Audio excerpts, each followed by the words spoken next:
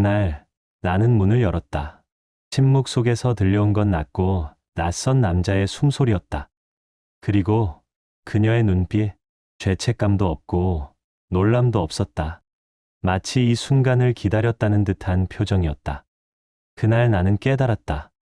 가정이 끝나는 건 싸움 때문이 아니라 믿음이 죽는 순간이라는 걸.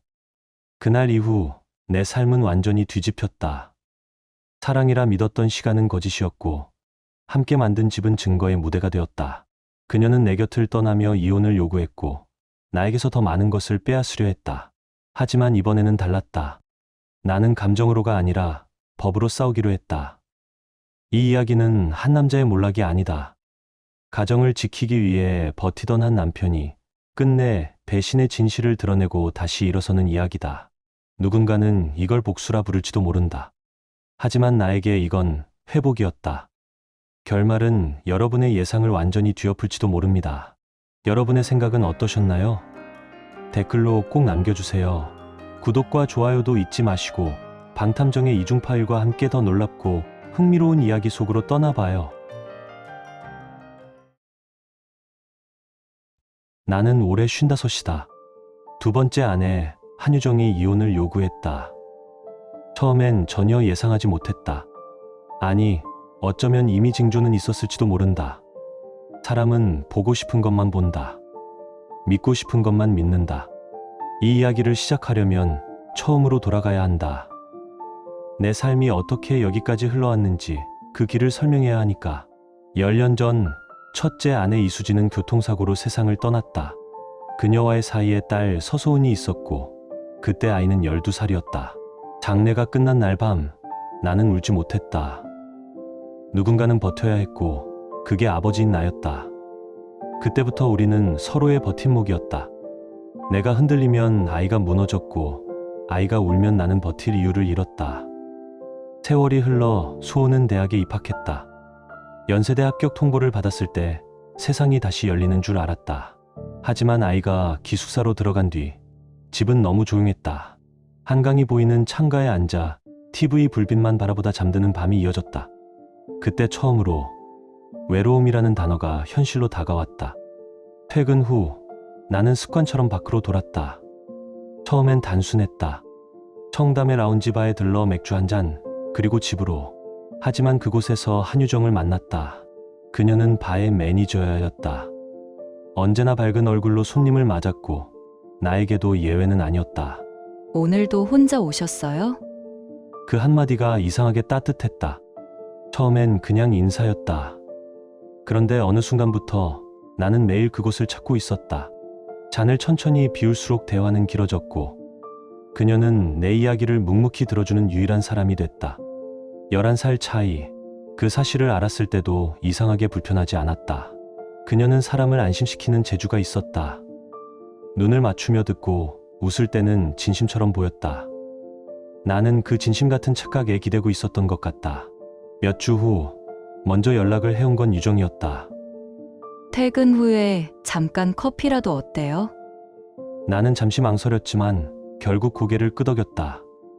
그렇게 시작된 만남은 생각보다 빨리 깊어졌다. 그녀에게는 5살 난 아들 박지우가 있었다.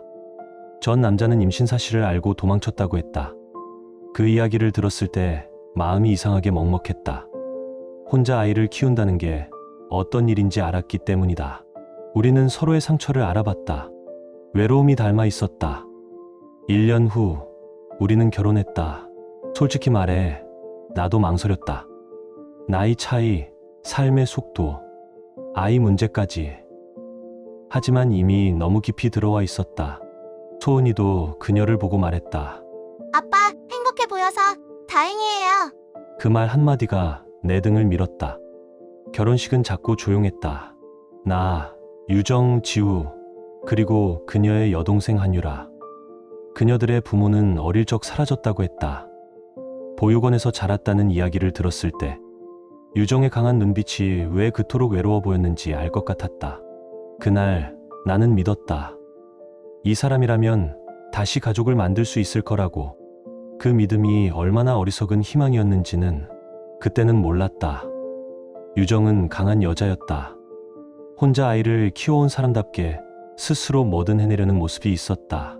그 강함이 나를 끌어당겼다. 하지만 지금 생각해보면 그 강함 뒤에 있던 그림자들을 나는 너무 쉽게 지나쳤다.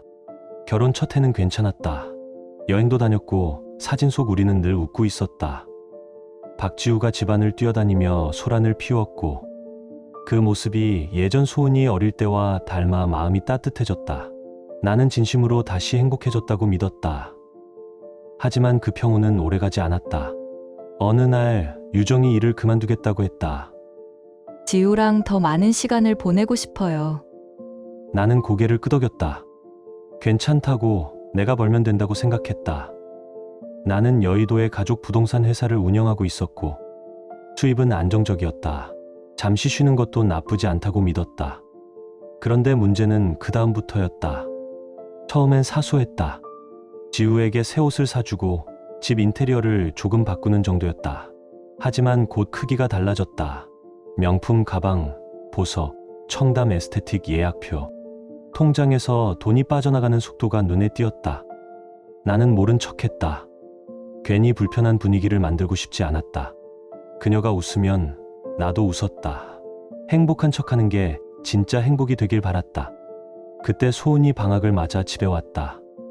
딸은 언제나 예리했다. 식탁에서 유정을 바라보는 눈빛이 묘하게 날카로웠다. 그날 밤 소은이 내 방으로 들어왔다. 아빠, 요즘 너무 많이 써요. 이건 좀 이상해요. 나는 웃으며 말했다. 너무 걱정 마. 그냥 엄마가 기분 좀 내고 싶은가 보지. 하지만 그 말은 내 자신을 속이는 변명에 불과했다. 소은이 방으로 돌아간 뒤 나는 통장을 열어봤다. 그리고 처음으로 깨달았다. 그녀는 부탁하는 게 아니라 요구하고 있었다. 나는 조심스레 말을 꺼냈다. 우리 조금만 줄이자. 너무 과한 것 같아. 그 순간 유정의 표정이 굳었다. 내가 뭐 당신한테 구걸이라도 해? 목소리가 높아졌다. 나 이제 일도 안 하고 집에서 애 키우는데 그 정도도 안 돼? 나는 차분히 답했다. 그런 뜻이 아니야. 그냥 관리가 필요하니까. 그녀는 냉소를 지었다. 역시 소은이가 뭐라 그랬지? 내가 돈만 쓰는 여자라고? 그날 이후 분위기는 완전히 달라졌다. 그녀는 나를 돈줄로 보기 시작했다.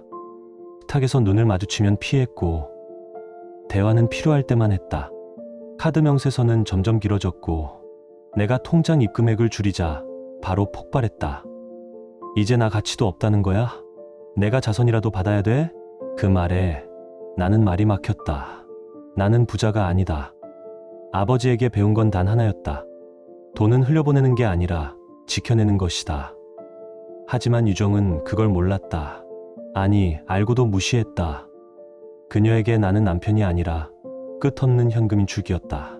그녀는 더 이상 나를 존중하지 않았다. 조금만 다른 의견을 내도 당신은 나를 이해 못해. 라며 돌아섰다. 내가 이 집을 지키려고 직장까지 포기했는데 이제 와서 나를 무가치한 사람 취급해? 그녀의 말은 점점 공격적으로 변했다. 그 안에는 사랑보다 계산이 많았다. 그때는 몰랐다. 이 싸움이 단순한 돈 문제가 아니라 내 존재 자체를 부정당하는 시작이었다는 걸. 그 후로 모든 게 무너졌다. 유정이 일을 그만두겠다고 했을 때 나는 안심했다.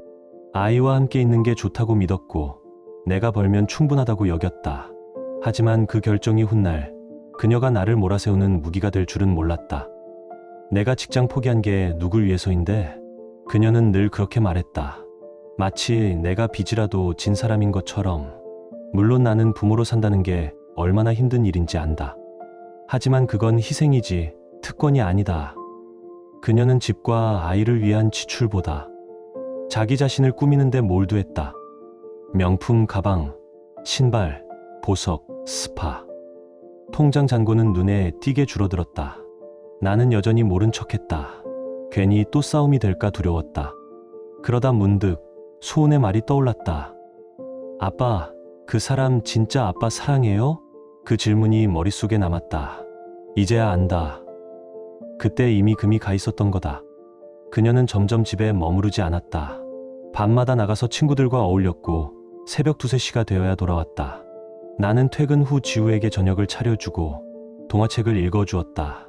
아이를 품에 안고 잠드는 게 일상이 되었다. 그런데 유정은 그런 나를 보며 비웃었다. 당신은 집에만 있어서 답답하지도 않아? 난 좀 숨 좀 쉬고 싶어. 그 말에 숨이 다른 남자를 의미한다는 걸 그땐 몰랐다. 나는 몇 번이나 대화를 시도했다. 유정아, 우리 이렇게 살면 안 돼. 하지만 돌아오는 건 비난뿐이었다. 당신은 날 통제하려는 거야. 내가 즐기면 그게 그렇게 불편해? 그녀의 말투는 점점 낯설어졌다. 사랑했던 사람의 목소리가 아니라 계산하는 사람의 언어였다. 그러던 어느 목요일, 평소보다 일찍 퇴근했다. 오늘만큼은 대화를 해보고 싶었다. 하지만 집은 비어 있었다. 전화는 꺼져 있었고 메시지는 읽히지 않았다. 밤 10시, 11시 자정. 시계 초침이 소리 없이 돌아갔다. 나는 소파에 앉아 있었다. 그리고 새벽 3시 현관문이 열렸다. 술 냄새가 공기보다 진했다. 현관문을 열자 그녀가 비틀거리며 들어왔다. 나는 조용히 물었다. 어디 있었어? 그녀는 어깨를 으쓱하며 대답했다. 친구랑 있었어. 왜? 그 말투에 피가 식었다. 그녀는 아무 죄책감도 없었다. 나는 잠시 숨을 고르고 말했다. 이제 그만하자. 이렇게는 못 살겠어. 그녀는 내 말을 듣더니 잠시 멈추었다가 비웃었다. 진심으로 비웃는 얼굴이었다. 당신이 뭘 할 수 있는데? 나 없이 당신 뭐 할 수 있어? 그 한마디가 내 속을 무너뜨렸다. 그녀가 이미 가정을 승부로 바꿔버렸다는 걸 그때 깨달았다. 그날 이후 나는 결심했다. 더는 돈을 직접 건네지 않았다. 생활비와 지우의 학비, 식비만 냈다. 카드는 회수했다. 며칠 후 그녀는 내 앞에 서서 손을 내밀었다. 카드 다시 줘. 당신 나한테 이렇게 할 자격 없어. 나는 담담히 말했다. 유정아, 그건 내가 쓴 돈이 아니야. 우리 돈이야. 그녀의 눈빛이 얼음처럼 식었다. 큰 실수하고 있어. 나를 이렇게 몰면 나도 가만히 있지 않을 거야. 그리고 짧은 미소를 지었다. 조만간 알게 될 거야. 그때는 몰랐다. 그 말이 경고가 아니라 선언이었다는 걸. 몇 주 후, 나는 평소보다 일찍 퇴근했다. 그날은 유난히 집이 보고 싶었다. 어쩌면 다시 대화를 시도할 수 있을 거라 믿었다. 그녀의 차가 주차장에 있었다. 순간 마음이 놓였다. 오늘은 집에 있구나. 지우랑 함께 있겠지. 현관문을 열자 이상할 만큼 조용했다. TV 소리도 아이의 웃음소리도 없었다. 유정아? 대답이 없었다. 부엌, 거실, 화장실 어디에도 없었다. 그리고 침실 문 앞에 섰을 때 나는 알아버렸다. 문틈 사이로 들려오는 낮은 목소리. 낯선 남자의 목소리였다. 심장이 내려앉았다. 한참 동안 움직이지 못했다. 도망치고 싶었지만 발이 바닥에 박힌 듯했다. 결국 나는 문을 밀었다. 그곳에 그녀가 있었다. 한유정, 그리고 모르는 남자 하나. 그들은 내가 들어온 줄도 몰랐다. 낯선 남자가 먼저 나를 보고 놀라며 벌떡 일어났다. 유정은 눈 하나 깜짝하지 않았다. 그저 침대 위에서 나를 바라봤다. 평소처럼 아무 감정 없는 얼굴이었다. 나는 아무 말도 할 수 없었다. 분노도 슬픔도 없었다. 그저 모든 게 허무했다. 그 남자는 허겁지겁 옷을 챙겨 입으며 말했다. 죄송합니다. 그리고 도망치듯 나가버렸다. 문이 닫히는 소리만 남았다. 유정은 천천히 시선을 내게 돌렸다. 이제 알겠네. 그 한마디. 그게 전부였다. 언제부터였어? 몰라. 중요해? 그녀는 어깨를 으쓱했다. 나는 더 이상 말하지 않았다. 그 순간 무너진 건 결혼이 아니라 내 안의 마지막 믿음이었다. 짐 싸. 오늘 당장 나가. 그녀는 놀라지도 않았다. 조용히 옷장을 열고 옷을 챙기기 시작했다. 가방, 노트북, 몇 벌의 옷. 그게 전부였다. 나는 침대의 가장자리에 앉아 바닥만 바라봤다. 내가 뭘 그렇게 잘못했을까? 도대체 어디서부터 틀어진 걸까? 문이 닫히는 순간 집 안의 공기가 바뀌었다. 무겁지도 슬프지도 않았다. 그저 텅 비어 있었다. 그날 밤 나는 결심했다. 이제부터는 감정이 아니라 증거로 싸우기로. 잠은 오지 않았다. 천장을 바라보며 지난 몇 년을 되짚었다. 언제부터였을까? 정말 몰랐던 걸까? 아니면 알고도 외면했던 걸까? 새벽이 지나도 눈을 감을 수 없었다. 그녀는 돌아오지 않았다. 일주일 후 등기 우편 한 통이 도착했다. 이혼 소장이었다. 놀랍지도 않았다. 하지만 안의 숫자를 보고 나도 모르게 웃음이 나왔다. 5천만 원. 그녀는 자신이 대박을 터뜨렸다고 믿고 있었다. 유정은 내가 가족 신탁 재산을 관리한다고 착각했다. 예전에 아버지와 통화할 때 부동산 지분 이야기를 들었던 모양이다. 그녀는 그 돈이 내 이름으로 돼 있다고 믿었다. 하지만 그 신탁은 소은명이었다. 첫째 아내 수진이 세상을 떠난 뒤 딸의 미래를 위해 설정한 자산이었다. 법적으로 유정은 단 한 푼도 손댈 수 없었다. 나는 서류를 덮으며 웃었다. 그래, 이제 진짜 게임이 시작되는 거야. 다음 날 아침 나는 변호사 정민석에게 전화를 걸었다. 그는 가사 전문 변호사로 수십 건의 이혼 사건을 맡아온 사람이었다. 한유정이 위자료로 5천만 원을 요구했어요. 내 말이 끝나자마자 그는 짧게 대답했다. 이건 싸워야겠네요. 절대 그냥 넘기면 안 됩니다. 오전 11시 법무법인 회의실에서 마주 앉았다. 정 변호사는 서류를 훑어보며 고개를 저었다. 남편 명의 자산은 여의도 부동산 회사 주식분이죠? 맞습니다. 개인 명의 부동산은 없습니다. 그럼 저쪽에서 주장할 근거는 없습니다. 신탁 재산은 자녀 명의니까요. 그는 차분하게 계획을 설명했다. 통장 내역, 카드 사용 내역, 카카오톡 대화 캡처, 그리고 영수증 일체를 준비하세요. 특히 지출 패턴과 시점을 일치시키는 게 중요합니다. 나는 고개를 끄덕였다. 이제부터는 감정이 아니라 데이터로 싸울 차례였다. 그날 밤 나는 서류를 펼쳐놓았다. 통장 입출금 내역, 카드 결제 명세서, 숙박 영수증, 그리고 카카오톡 대화 기록. 그녀가 어디에서 누구와 어떤 시간에 있었는지를 하나씩 정리하기 시작했다. 새벽이 되어도 멈출 수 없었다. 손끝은 떨렸지만 머릿속은 이상하리만큼 차분했다. 이 싸움은 내 인생의 마지막 감정 소비였다. 그녀는 나를 속였고 배신했고 이제는 법까지 이용해 나를 무너뜨리려 했다. 하지만 이번엔 다를 것이다. 나는 감정으로가 아니라 법과 진실로 복수할 것이다. 집 안은 여전히 조용했다. 그런데 그 고요함이 더 이상 낯설지 않았다. 비로소 내 인생을 다시 내 손으로 되찾은 기분이었다. 며칠 뒤 정민석 변호사가 서류를 넘기며 말했다. 이건 단순한 탐욕이 아닙니다. 전략이에요. 유정은 위자료 5천만 원에 이어 이번엔 집을 요구했다. 내가 결혼 전부터 살아온 집, 첫째 아내 수진과 함께 꾸며왔던 시간의 흔적이 고스란히 남은 곳. 그녀는 그걸 원했다. 자기 이름으로, 그리고 지금 당장. 나는 피식 웃었다. 불륜하고 떠난 사람이 이제는 집까지 달라고? 하지만 정 변호사는 웃지 않았다. 이런 사람일수록 끝까지 갑니다. 요구가 클수록 협상의 여지가 많다고 믿거든요. 그 말이 머리에 남았다. 이건 분노가 아니라 계산된 승부였다. 그녀는 감정을 무기로 나를 흔들었고 돈을 뜯어내려 했다. 하지만 나는 이제 감정이 없었다. 오직 증거만 남았다. 그 다음 몇 주는 전쟁 같았다. 은행 기록, 카드 사용 내역, 신탁 서류, 통신사 로그. 매일같이 정 변호사와 만나 서류를 정리했다. 소은은 묵묵히 내 옆을 지켰다. 밤새 프린트된 영수증을 묶으며 말했다. 아빠, 이번엔 그냥 참지 마요. 그 한마디가 묘하게 힘이 됐다. 그동안 유정은 바깥에서 여전히 행복한 여인 행세를 했다. 지인들과 웃으며 술자리를 돌고 SNS에는 럭셔리한 일상을 올렸다. 청담 레스토랑, 제주 여행, 명품 쇼핑백.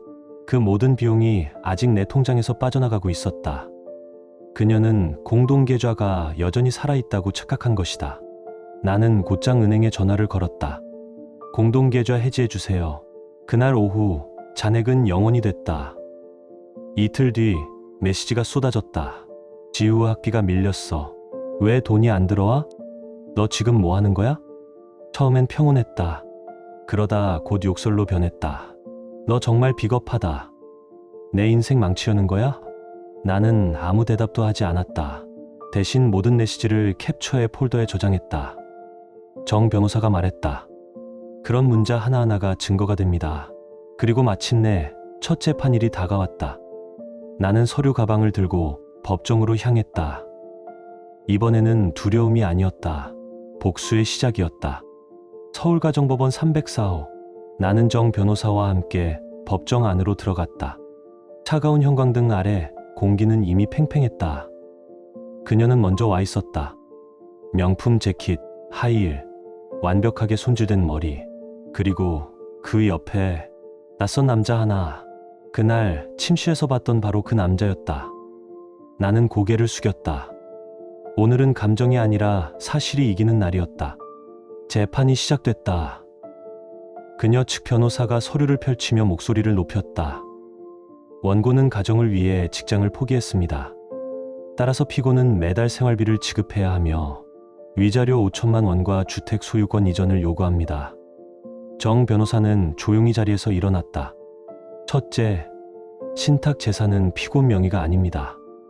딸 서소은 양 명의로 설정된 가족 신탁으로 원고는 법적으로 청구할 권리가 없습니다. 판사가 고개를 끄덕였다. 유정의 얼굴이 순간 굳었다. 정 변호사는 계속 말을 이었다. 둘째, 주택 또한 남편 개인 명의가 아닌 여의도 부동산 개발 법인의 신탁 자산입니다. 법정 안공기가 싸늘해졌다. 그녀의 얼굴이 서서히 하얗게 질렸다. 그리고 마지막으로 정 변호사는 조용히 USB를 꺼내 판사에게 건넸다. 세 번째입니다. 원고의 부정행위 관련 증거입니다. 카카오톡 대화, 공동계좌 인출 내역, 그리고 숙박 및 여행 경비 지출 명세가 포함되어 있습니다. 법정 화면에 사진이 띄워졌다. 청담 라운지, 호텔 로비, 제주 공항.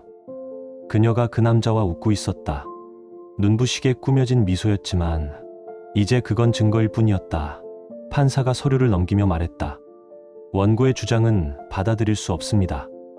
유정의 변호사는 마지막까지 발악했다.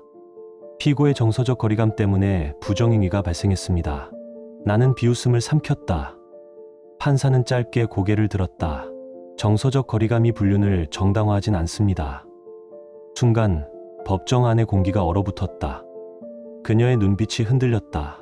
손끝이 떨리고 숨소리마저 불안했다.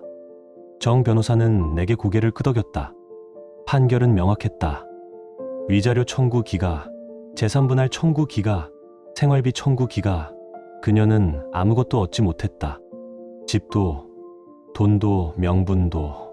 나는 숨을 깊게 내쉬었다. 그날 법정에서 무너진 건 내 인생이 아니라 그녀의 거짓이었다.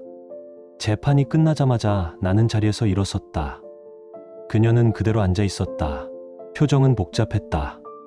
분노, 충격, 그리고 믿기지 않는 현실이 뒤섞여 있었다. 나는 그 얼굴을 잠시 바라보다 단 한마디를 남겼다. 끝났어.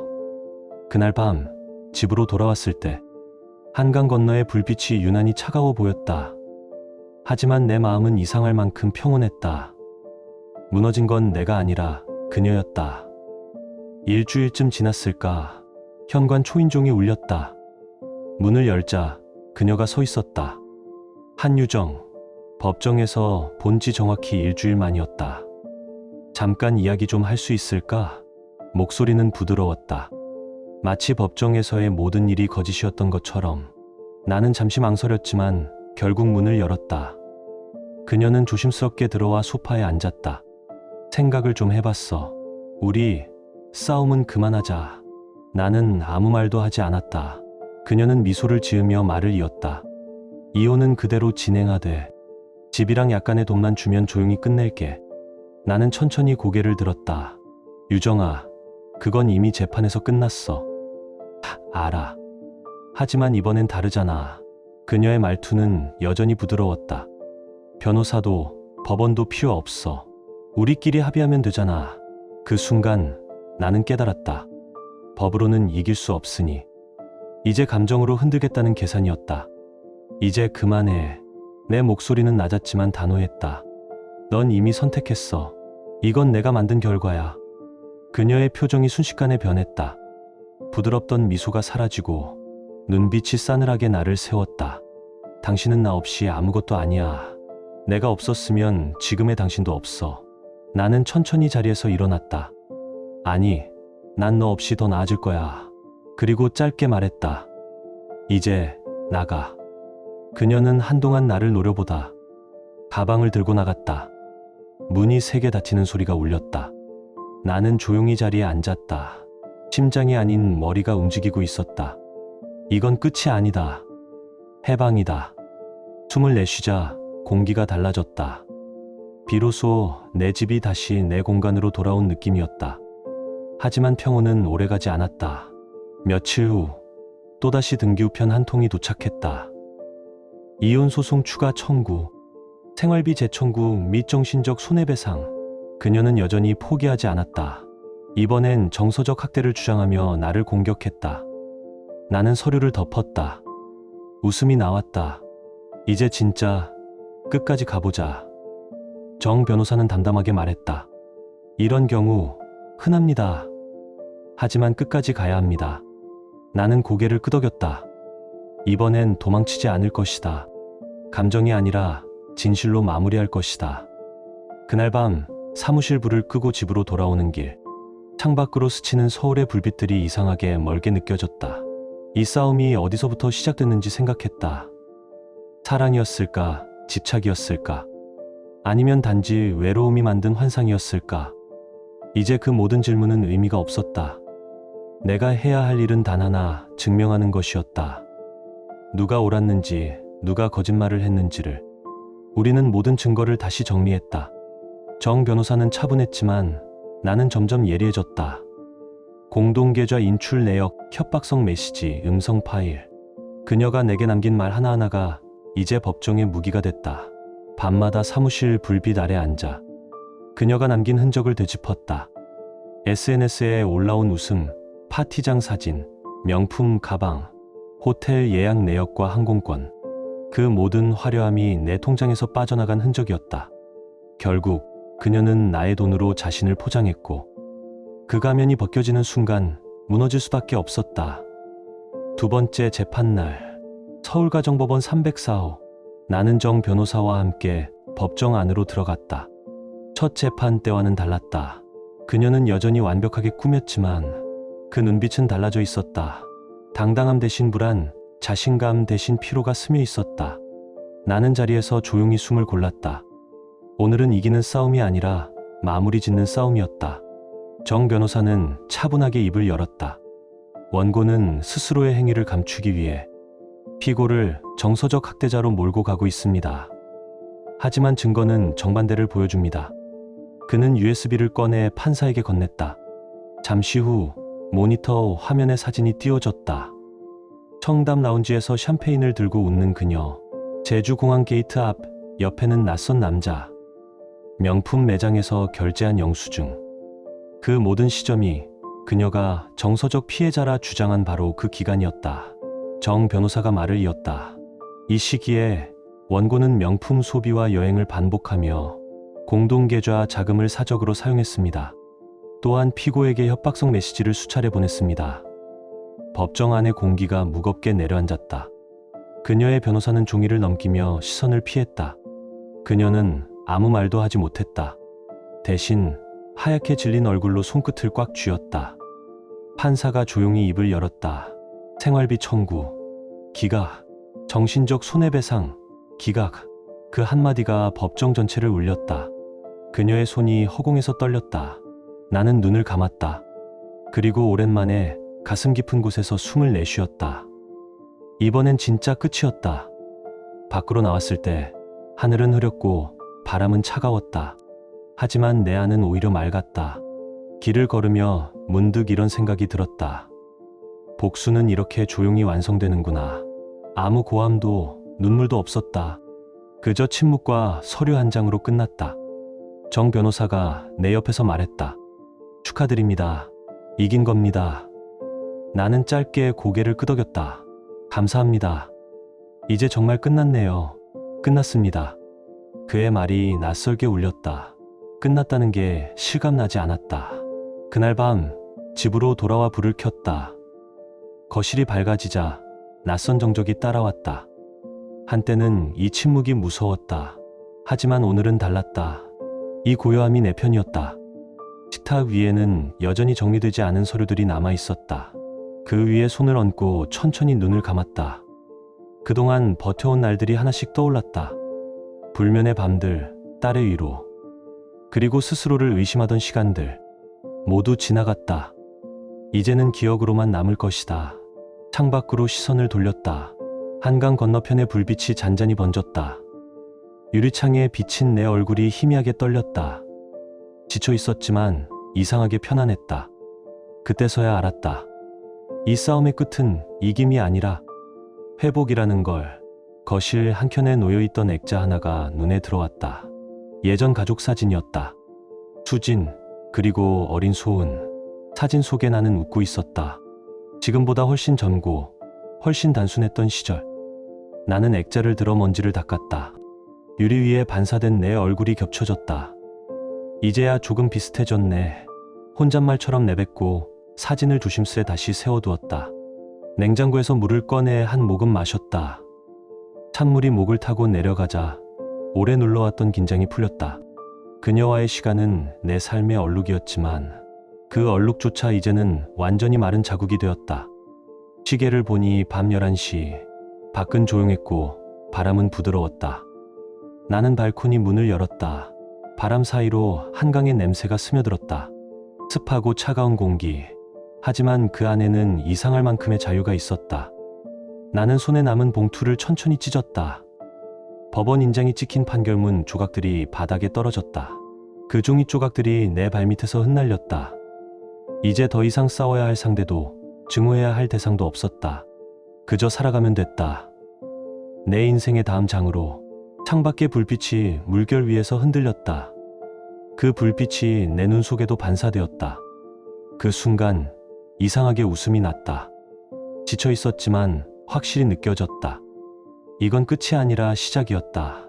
나는 속삭이듯 말했다. 그래, 이제 정말 끝났어.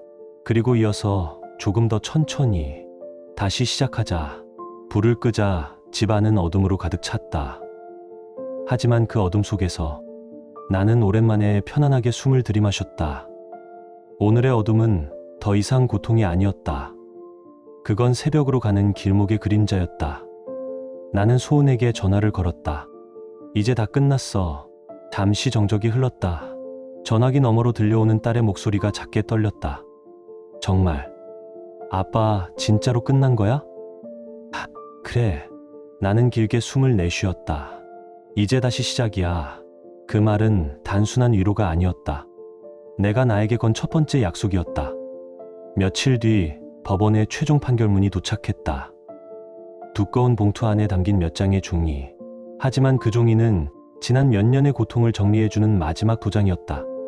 모든 청구 기각, 소송 비용 전액, 원고 부담.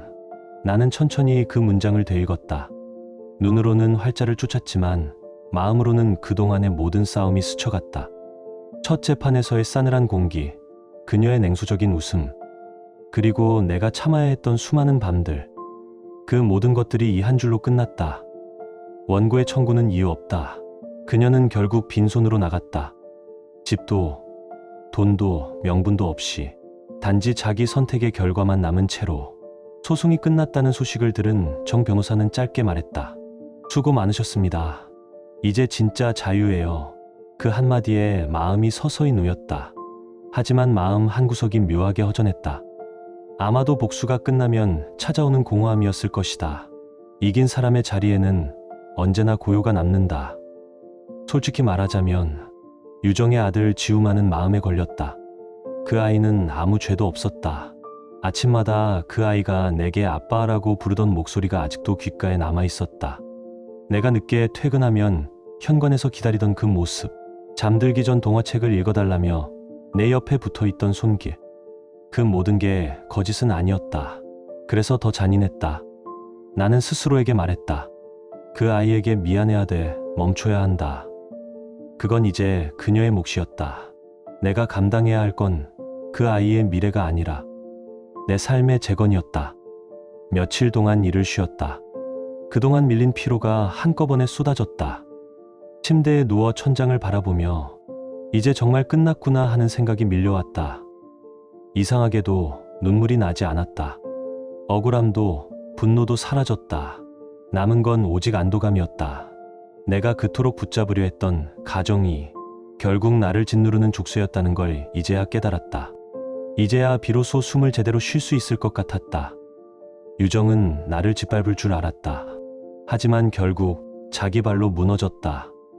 그녀는 증거 앞에서, 진실 앞에서 스스로 무너질 수밖에 없었다. 나는 그녀를 증오하지 않았다. 이제는 그럴 가치조차 없었다. 미움은 감정이지만 나는 이미 감정을 다 써버린 사람이었다. 남은 건 정리된 삶, 그리고 다시 일어설 이유였다. 며칠 뒤 나는 소은과 함께 양재교육센터 근처 카페에 앉아 있었다. 주말 오후 햇살이 부드럽게 테이블 위를 비췄다. 커피잔에서 올라오는 김이 유리창에 엷은 김을 남겼다. 아빠, 이젠 괜찮지? 소은이 물었다. 그 눈빛에는 걱정보다도 안도감이 섞여 있었다. 그동안 이 아이도 나와 함께 버텼다. 나는 커피를 한 모금 마시며 대답했다. 괜찮아. 이제 진짜 혼자서도 괜찮을 것 같아. 소은은 미소를 지었다. 그 사람 얘기, 이제 그만하자. 우리 다음 주엔 여행 가요. 바다 보러. 나는 잠시 멈칫했다가 웃었다. 그래. 이번엔 꼭 가자. 창가 너머로 한강 위에 노을이 번졌다. 붉은 빛이 유리창을 타고 내려왔다. 사람들은 저마다의 하루를 마무리하고 있었고 그 사이로 내 하루도 천천히 흘러가고 있었다. 유리창에 비친 내 얼굴은 낯설 만큼 편안했다. 지쳐 있었지만 웃고 있었다. 처음으로, 진심으로 밤이 되자 한강변을 걸었다. 찬바람이 얼굴을 스쳤지만 차갑지 않았다. 하늘엔 별이 드물었고 도시의 불빛이 그 자리를 대신했다. 나는 마음속으로 중얼거렸다. 이건 복수가 아니었다. 회복이었다. 복수는 끝내 누군가를 무너뜨리는 일이다. 하지만 회복은 나를 다시 일으켜 세우는 일이다. 그리고 나는 지금 그 첫 발을 내딛고 있었다. 다시 집으로 돌아오자 거실 불빛이 조용히 나를 맞았다. 예전 같으면 외로움이 밀려왔겠지만 이제는 고요함이 위로가 되었다. 테이블 위엔 아직 정리되지 않은 재판 서류가 남아 있었다. 나는 그것들을 모아 한 번 더 바라보다가 조용히 서랍 안에 넣었다. 그건 더 이상 증거가 아니라 지나간 과거의 조각이었다. 창문을 열었다. 바람이 부드럽게 스며들었다. 멀리서 한강의 물결이 은빛으로 반짝였다. 나는 깊게 숨을 들이마셨다. 그 공기 속엔 아무런 증오도 원망도 미련도 없었다. 오직 새로운 시작의 냄새만이 남아 있었다. 나는 천천히 미소를 지었다. 이건 복수가 아니었다. 회복이었다. 그리고 나는 마침내 자유로워졌다. 지금 당신의 마음은 어떤가요? 이야기를 읽으며 떠오른 감정이나 생각이 있다면 댓글로 나눠주세요. 당신의 진심 어린 한마디가 누군가에겐 큰 위로가 될 수 있습니다. 이 짧은 이야기 속에 작은 온기나 잊고 지낸 감정 하나라도 담겨 있었다면 그것만으로 이 이야기는 충분히 의미 있는 시간이었을 거예요.